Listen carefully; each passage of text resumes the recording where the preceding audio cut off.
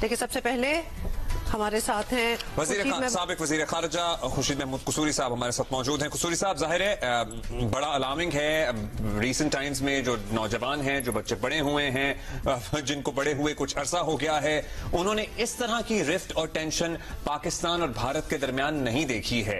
अब भारत में जंगी जुनून जिस उरूज पर था और उन्होंने कार्रवाई की, पाकिस्तान के बारहा इसरार के बाद अगर कोई इशू है कि हम कोऑपरेट करते हैं, हम इन्वेस्टिगेशन में मदद करेंगे, इस कार्रवाई के बाद और पाकिस्तान की जवाबी कार्रवाई के बाद आपको लगता है कि ये मामला यहां खत्म हो गया या ये मामला अभी चलेगा?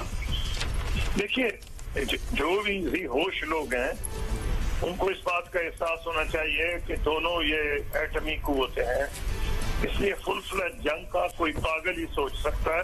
लेकिन अब अफसोस से कहना पड़ेगा कि हिंदुस्तान में से जो हुकूमत है वो ऐसे लोगों पर मबनी है जो दिमाग से कम सोचते हैं और जुनून से ज्यादा, और उनकी जो जुनूनी कैफियत है उसने सिर्फ मुसलमानों को मुतासिर नहीं किया, उसने सिखों को भी किया है, क्रिश्चियंस को भी किया है और लोअर कास्ट हिंदूज को भी किया है।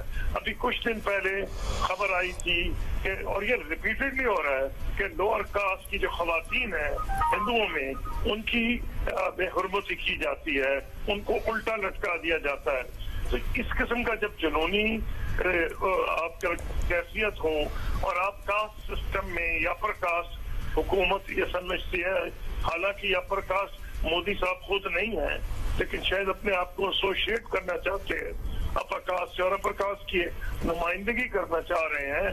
लेकिन मुझे अफसोस है कि जिस किस्म का इन्होंने जुनून फैलाया है, इन्होंने हिंदुस्तान में एक नई फिजा कायम की है। मैं आपको बताता हूँ अपने तजुर्बे से, ऐसे लोग हिंदुस्तान में अभी भी मौजूद हैं जो अकल से सोचते हैं।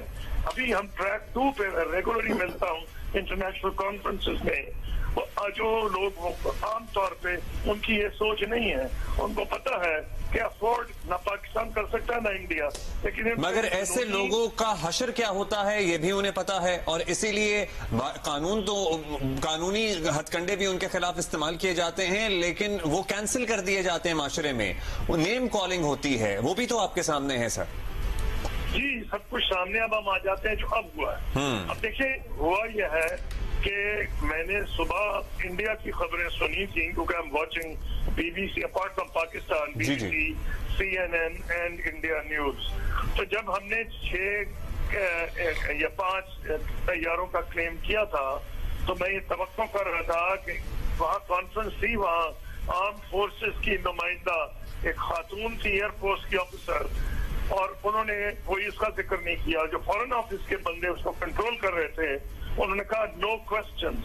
ना मेरा ये ख्याल था कि शायद वो उसको डिनाई करेंगे कि जहाज नहीं गिरे, पाकिस्तान एग्जैजरेट कर रहा है, उन्होंने ये नहीं कहा। अब इसलिए अगर तो 6 जहाज जो कि मुझे लग रहा है उनके गिर गए हैं और उनमें से अगर 3 राफेल है तो बहुत बड़ा धक्का है, सदमा को रहा इंडियन एयरफोर्स को कि उनका ये अभी नया जहाज आए थे। इसलिए एक तो उनको मैसेज चली गई है कि अगर आप फुल फ्लैज जंग करेंगे, जो कि मुमकिन नहीं एयरफोर्स की इन्वॉल्वमेंट के बगैर, एक तो वो चीज लगता है उसमें पाकिस्तान को बरतरी हासिल है जो उसने सब दिखाया। नंबर 2, मिसाइल हिंदुस्तान के पास भी है, पाकिस्तान के पास भी है, हम दोनों के पास क्रूज मिसाइल्स भी हैं। दूसरी मिसाइल्स वही हैं, क्रूज मिसाइल्स वो हैं जो ग्राउंड हगिंग है और ज्यादा वो प्रोबेबली एक्यूरेट है।